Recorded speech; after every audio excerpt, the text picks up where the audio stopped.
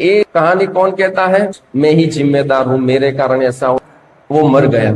उसने उस नाग को पकड़ा तो उन्होंने अपने आप को संभाल लिया था। अरे ऐसे कैसे माफ करने का, इसको भस्म कर दो, मैं निर्दोष हूं। अभी मूल पकड़ में आ गया, हमारे कर्मों का फल है, इसलिए उसको नफरत करना छोड़ दो। ये मेन पॉइंट है। जैसे महाभारत में एक कथा आती है। ये कहानी कौन कहता है? युधिष्ठिर महाराज बहुत ही डिस्टर्ब थे, मेरे कारण इतना खून खराबा हो गया, मेरे कारण इतना बड़ा युद्ध हुआ।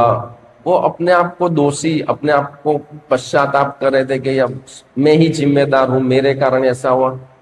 भीष्म देव बताते, सुनो मेरी बात सुनो, तुम अपने आप को जिम्मेदार मत समझो।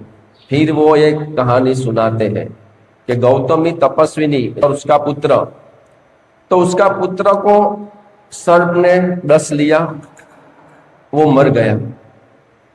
अर्जुन नाम का शिकारी ने देख लिया कि ये तो तपस्विनी है, किसी का कोई बुरा करती नहीं है, इसका पुत्र भी एकदम भगवान का आदमी है, इसको क्यों काट लिया?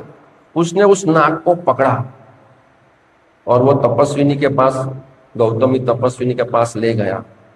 वो माता तो बहुत ही स्ट्रांग थे, बहुत ही महान तपस्विनी थे, तो उन्होंने अपने आप को संभाल लिया था। लेकिन वो शिकारी तो शिकारी होता है रजोगुण तमोगुण में। माता ये देखो, इस नाग ने तुम्हारे बच्चे को डस लिया, इसको सजा दो। तो वो तो तपस्विनी है, उन्होंने बोला नहीं, मैं इसको माफ कर दूं। अरे ऐसे कैसे माफ करने का, मैंने खुद देखा है, इसने तुम्हारे बेटे को काटा है, इसको भस्म कर दो अपनी योग विद्या से, इसने एक जिम्मेदार है। माता तो मान उसको सजा देने के लिए तैयार ही नहीं है, नहीं मैं सजा नहीं दूंगी। क्यों नहीं दोगी? एक कसूरवार है। और वो सर्प डर गया कि अगर वो तपस्वी मान गई तो अभी के अभी भस्म कर देंगे। फिर वो नाग ने बोला, मैं निर्दोष हूं। अरे ऐसे कैसे निर्दोष हो? वो अर्जुन नाम का शिकारी बोला, मैंने देखा। उसने बोला कि मैं मृत्यु के द्वारा कंट्रोल में हूं, मृत्यु ने मुझे आदेश दिया कि इसको काटो, इसलिए मैंने काटा, मेरा कोई कसूर नहीं है। सजा देनी है तो मृत्यु को दो, ऐसा है। तो फिर मृत्यु को बुलाया गया, तपस्विनी को बोला इसको भस्म कर दो।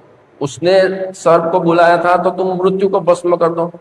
अभी तपस्विनी तो आत्मज्ञानी होते हैं, उसने बोला नहीं नहीं, मैं इसको भी क्षमा कर। अरे ऐसे कैसा क्षमा, मैं तुम नहीं सजा दोगे, मैं सजा दूंगा। तब वो मृत्यु भी डर गया।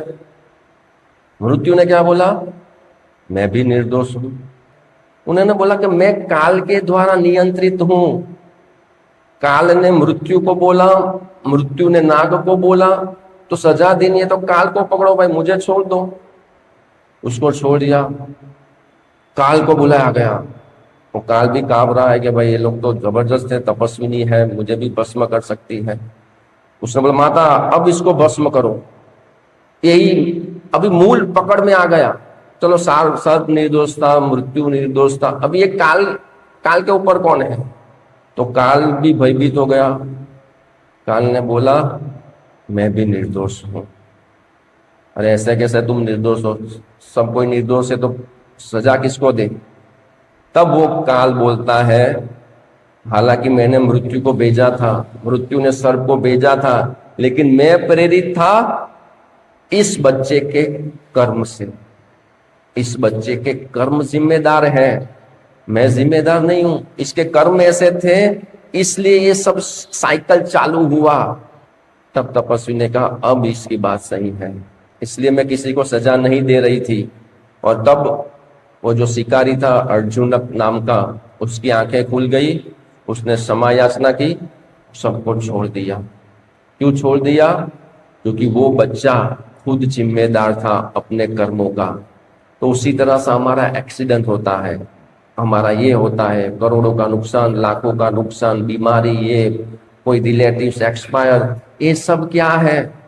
हमारे कर्मों का फल है। सिंपल निमित्त कोई हो सकता है, किसी के माध्यम से हमको वो दुख मिल सकता है। किसी ने हमको गाली दी, किसी ने हमको चाटा मारा, किसी ने हमको अपमान किया, किसी ने हमको खाना नहीं दिया, किसी ने हमारी रात की ऊँग हराम कर दी, रात को नींद नहीं आ रही है, वो मूल कारण नहीं है, मूल कारण है हमारे कर्म। इसलिए उसको नफरत करना छोड़ दो, उसको द्वेष करना छोड़ दो, अपने कर्मों को सुधारो, ये मेन पॉइंट है।